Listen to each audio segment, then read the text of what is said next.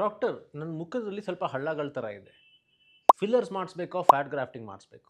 ಈ doctor filler ಮಾಡಬೇಕು ಅಂತ ಹೇಳ್ತಾರೆ, ಆ ಡಾಕ್ಟರ್ ಫ್ಯಾಟ್ ಗ್ರಾಫ್ಟಿಂಗ್ ವಾಸಿ ಅಂತ ಹೇಳ್ತಾರೆ. ನಂಗೆ ಕನ್ಫ್ಯೂಷನ್ ಇದೆ. ಈ ಸಮಸ್ಯೆ ಬಗ್ಗೆ ಮಾತಾಡೋಕ್ಕೆ ನಾ doctor Aniket Venkataram, plastic surgeon, Venkat center for aesthetic health, bang.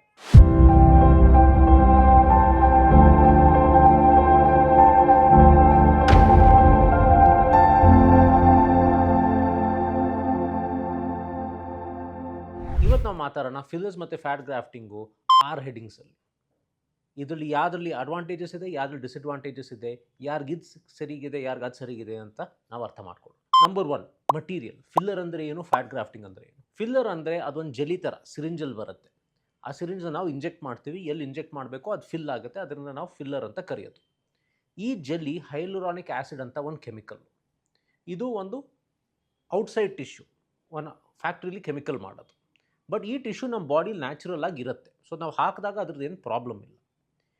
ಈ ಮಟೀರಿಯಲ್ಲು ಬಾಡಿಲಿ ಒಂದು ವರ್ಷ ಇರುತ್ತೆ, ಆಮೇಲೆ ಕರ್ಗೋಗುತ್ತೆ. ಈಗ ಫಿಲ್ಲರ್ಸಲ್ಲಿ ಬೇರೆ ಬೇರೆ ಥರ ಇರುತ್ತೆ. ಆ ಕೆಮಿಕಲ್ ಪ್ರಾಪರ್ಟೀಸ್ನ ಚೇಂಜ್ ಮಾಡಿಬಿಟ್ಟು ಒಂದೊಂದು ಸಲ ಫಿಲ್ಲರ್ ಸ್ವಲ್ಪ ಸಾಫ್ಟ್ ಆಗಿರುತ್ತೆ, ಒಂದೊಂದು ಸಲ ಸ್ವಲ್ಪ ಫರ್ಮ್ ಆಗಿರುತ್ತೆ. ಸೊ ಬೇರೆ ಬೇರೆ ಫೇಸ್ಗೆ ಬೇರೆ ಬೇರೆ ಥರ ಫಿಲ್ಲರ್ಸ್ ಹಾಕ್ಬೋದು. ಕಣ್ಣು ಕೆಳಗಡೆ ಇರೋದೇ ನಾವು ಸ್ವಲ್ಪ ಸಾಫ್ಟ್ ಫಿಲ್ಲರ್ ಹಾಕ್ತೀವಿ, ಮೂಳೆ ಮೇಲೆ ಇರೋದ ಕಡೆ ಸ್ವಲ್ಪ ಫರ್ಮ್ ಫಿಲ್ಲರ್ ಹಾಕ್ತೀವಿ. ಸೊ ಫಿಲ್ಲರ್ದು ಒಂಥರ ಪ್ರಾಪರ್ಟಿ ಇರುತ್ತೆ, ಒಂಥರ ಶೇಪ್ ಇರುತ್ತೆ. ಫ್ಯಾಟ್ ಗ್ರಾಫ್ಟಿಂಗ್ ಅಂದರೆ ನಿಮ್ಮ ಹೊಟ್ಟೆಯಿಂದನೇ ಕೊಬ್ಬು ತೆಗ್ಬಿಟ್ಟು ಹಾಕೋದು. ಇದು ನಿಮ್ಮ ಬಾಡಿದೆ ನ್ಯಾಚುರಲ್ ಆಟೋಜಿನಿಯಸ್ ಮಟೀರಿಯಲ್. ಈಗ ಕೊಬ್ಬಲ್ಲಿ ಅದ್ರದ್ದು ಏನು ಶೇಪ್ ಇರಲ್ಲ, ಅದೊಂದು ಲಿಕ್ವಿಡ್ ಥರ ಸೆಮಿ ಸಾಲಿಡ್. ನಾವು ಎಲ್ಲಿ ಹಾಕ್ತೀವೋ ಅದ್ರ ಶೇಪ್ ತೊಗೊಳುತ್ತೆ. ಸೊ ಇದು ಮಟೀರಿಯಲ್ ಡಿಫ್ರೆನ್ಸು ಫಿಲ್ಲರ್ ಮತ್ತು ಫ್ಯಾಟ್ ಗ್ರಾಫ್ಟಿಂಗ್. ಪಾಯಿಂಟ್ ನಂಬರ್ 2, ಈ ಪ್ರೊಸೀಜರ್ ಹೇಗೆ ಮಾಡೋದು? ಫಿಲ್ಲರು ನಾನ್ ಸರ್ಜಿಕಲ್ ಪ್ರೊಸೀಜರ್. ನಾವು ಮುಖದ ಮೇಲೆ ಸ್ವಲ್ಪ ಕ್ರೀಮ್ ಹಾಕ್ತೀವಿ ನೋವು ಕಡಿಮೆ ಆಗೋಕ್ಕೆ, ಮತ್ತು ಆ ಫಿಲ್ಲರ್ ಇಂಜೆಕ್ಷನ್ ಕೊಡ್ತೀವಿ. ಬಂದು ಮಾಡಿಸ್ಕೊಂಡು ತಕ್ಷಣ ಹೋಗೋದು. ಆವತ್ತಿನ ದಿವಸನೇ ಯಾರಿಗೂ ಏನೂ ಗೊತ್ತಾಗಲ್ಲ ನೀವು ಈ ಥರ ಪ್ರೊಸೀಜರ್ ಮಾಡಿದ್ದೀರಿ ಅಂತ. ಫ್ಯಾಟ್ ಗ್ರಾಫ್ಟಿಂಗ್ ಅಂದರೆ ಅದೊಂದು ಮೈನರ್ ಸರ್ಜರಿ, ಲೋಕಲ್ ಅನಸ್ತೀಶಿಯಲ್ಲಿ ಮಾಡೋದು. ಸೊ ನೀವು ಎಚ್ಚರ ಆಗಿರ್ತೀರಿ, ನಿಮ್ಮ ಪ್ರಜ್ಞೆ ಏನು ತಪ್ಪಿಸಲ್ಲ. ಹೊಟ್ಟೆಯಲ್ಲಿ ಸ್ವಲ್ಪ ಔಷಧಿ ಕೊಟ್ಬಿಟ್ಟು ಒಂದು ಸಣ್ಣ ತೂತು ಮಾಡಿಬಿಟ್ಟು ಒಂದು ಸಿರಿಂಜಿಂದ ಆ ಕೊಬ್ಬನ್ನ ತೆಗಿತೀವಿ. ಮುಖದಲ್ಲಿ ನಾವು ಸ್ವಲ್ಪ ಇಂಜೆಕ್ಷನ್ಸ್ ಕೊಡ್ತೀವಿ ನೋವು ಆಗದೆ ಇರಲಿ ಅಂತ.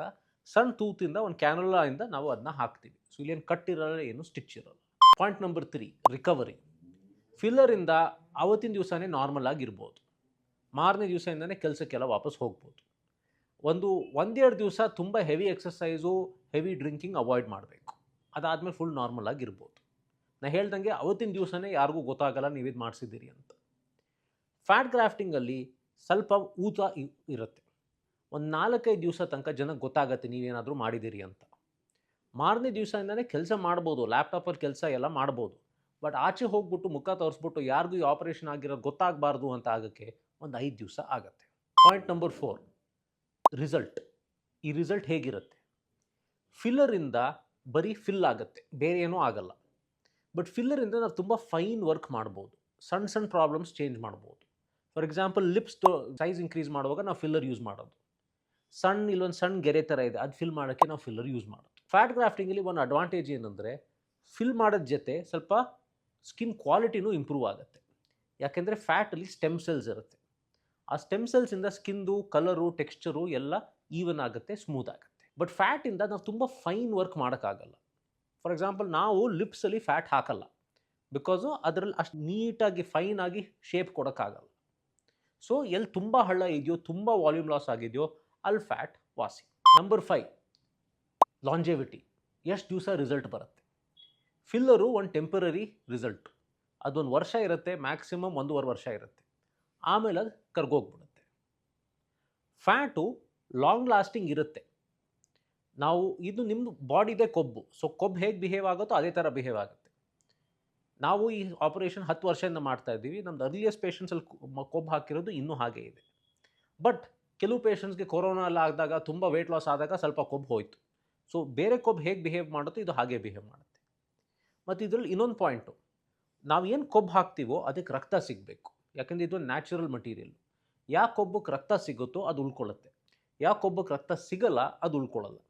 ಸಾಮಾನ್ಯವಾಗಿ ನಾವು ಮುಖದಲ್ಲಿ ಹಾಕಿರೋದು 80% ಫ್ಯಾಟ್ ಸರ್ವೈವ್ ಆಗಿರುತ್ತೆ, ಬಟ್ ಒಂದೊಂದು ಸಲ 50% ಇರುತ್ತೆ. ಸೊ ಅಕಸ್ಮಾತ್ ಈ ಥರ ಆದರೆ ನಾವು ಒಂದು 2% ಪೇಷಂಟ್ಸಲ್ಲಿ ತಿರ್ಗಾ ಹೋಗ್ಬಿಟ್ಟು ಇನ್ನು ಸ್ವಲ್ಪ ಕೊಬ್ಬು ಹಾಕಬೇಕಾಗ್ಬೋದು. ಫಿಲ್ಲರಲ್ಲಿ ಈ ಥರ ಇರೋಲ್ಲ. ನಾವು 2 ಸಿರಿಂಜ್ ಹಾಕ್ತಾರೆ, 2 ಸಿರಿಂಜ್ ಅಷ್ಟು ರಿಸಲ್ಟ್ ಇರುತ್ತೆ.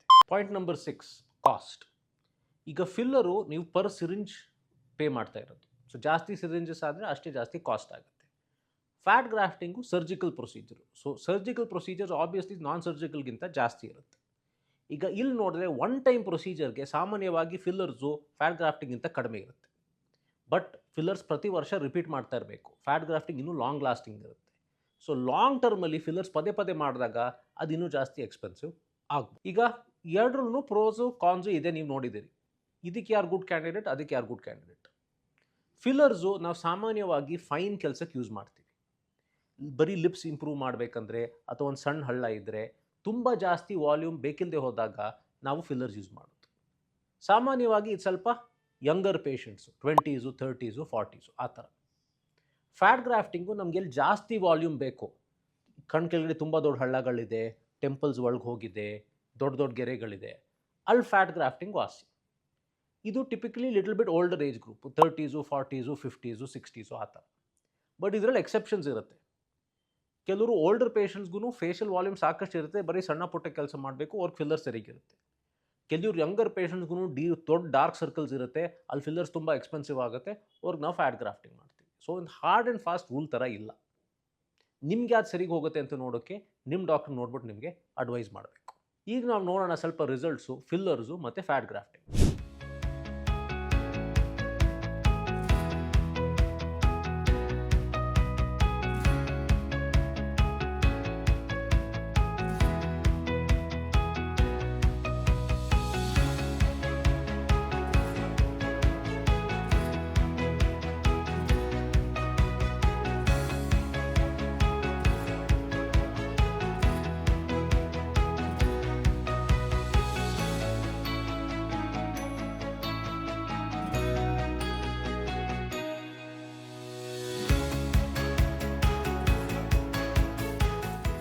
ಸೊ ಈಗ ನೋಡ್ತೀರಿ ಫಿಲ್ಲರ್ಸು ಮತ್ತು ಫ್ಯಾಟ್ ಗ್ರಾಫ್ಟಿಂಗ್ ಎರಡರಿಂದನೂ ಒಳ್ಳೆ ರಿಸಲ್ಟ್ ಸಿಗುತ್ತೆ. ಸುಮಾರು ಜನ ಯಂಗರ್ ಏಜ್ ಗ್ರೂಪಲ್ಲಿ ಫಿಲ್ಲರ್ಸ್ ಮಾಡ್ತಾರೆ, ಆಮೇಲೆ ಸ್ವಲ್ಪ ಓಲ್ಡರ್ ಆದಾಗ ಇನ್ನು ಸ್ವಲ್ಪ ಹಳ್ಳಗಳು ಜಾಸ್ತಿ ಆದಾಗ ಫ್ಯಾಟ್ ಗ್ರಾಫ್ಟಿಂಗ್ ಮಾಡ್ತಾರೆ. ಕೆಲವರು ಓಲ್ಡರ್ ಪೇಷಂಟ್ಸೂ ಫ್ಯಾಟ್ ಗ್ರಾಫ್ಟಿಂಗ್ ಮಾಡಿಸ್ಬೇಕು ಅಂತ ಅಂದ್ಕೊಂಡಿರ್ತಾರೆ, ಬಟ್ ಈಗ ಸರ್ಜರಿಗೆ ಮಾಡೋಕ್ಕೆ ಟೈಮ್ ಇಲ್ಲ, ಅವರು 1 ವರ್ಷ ಫಿಲ್ಲರ್ಸ್ ಮಾಡ್ತಾರೆ, ಒಂದು ಟೆಸ್ಟ್ ಡ್ರೈವ್ ಥರ, 1 ವರ್ಷ ಆದಮೇಲೆ ಫ್ಯಾಟ್ ಗ್ರಾಫ್ಟಿಂಗ್ ಮಾಡ್ತಾರೆ. ಸೊ ಹೇಳ್ದಂಗೆ ಎಲ್ಲ ಪೇಷಂಟ್ಸು ಬೇರೆ, ಎಲ್ಲ ಪೇಷಂಟ್ಸ್ಗೂ ಬೇರೆ ಸೊಲ್ಯೂಷನ್ ಬೇಕು.